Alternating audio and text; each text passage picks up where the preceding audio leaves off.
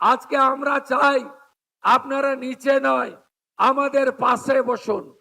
আধুনিক ভারত তৈরিতে 2047-এ বিকশিত ভারতের লক্ষ্যে আপনারাও এই নতুন ভারত, আধুনিক ভারত, বিশ্বগুরু ভারত নির্মাণে এগিয়ে আসুন। ভারতীয় জনতা পার্টি যেসব রাজ্যে মুখ্যমন্ত্রী তৈরি করেছে তার মধ্যে ছত্তিশগড়ে বিষ্ণুদেব সাই, উড়িষ্যায় মোহন চরণ মাঝি আদিবাসী সমাজ থেকে উঠে এসেছেন। আমাদের যে বর্তমান মন্ত্রিসভা, এই মন্ত্রিসভাতে আপনারা দেখবেন ক্ষুদিরাম টুডু মহোদয়, জুয়েল মুর্মু মহোদয়, বিশাল লামা মহোদয়, একাধিক আদিবাসী নেতাকে আমরা মন্ত্রী করেছি, গুরুত্বপূর্ণ দায়িত্ব দিয়েছি, যাতে আপনাদের অর্থনীতি উন্নয়ন অধিকার প্রতিষ্ঠিত হয়।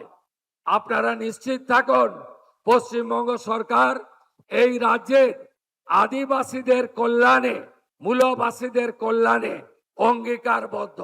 তাদের ভাষা, তাদের সংস্কৃতি, তাদের উপাসনা স্থান, তাদের উন্নয়ন, তাদের সংরক্ষণ, আমরা এই অধিকার আমরা অক্ষরে অক্ষরে পালন করব।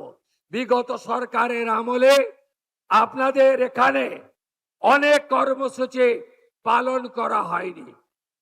রেসিডেন্সিয়াল একলব্য স্কুল প্রধানমন্ত্রী আরো 9টা করতে চেয়েছিলেন। আগের যে তৃণমূলের সরকার জমি দেয়নি, বাধা দিয়েছে, তারা দ্রৌপদী মুর্মু মহোদয়াকে পর্যন্ত অপমান করেছে, আপনারা জানেন।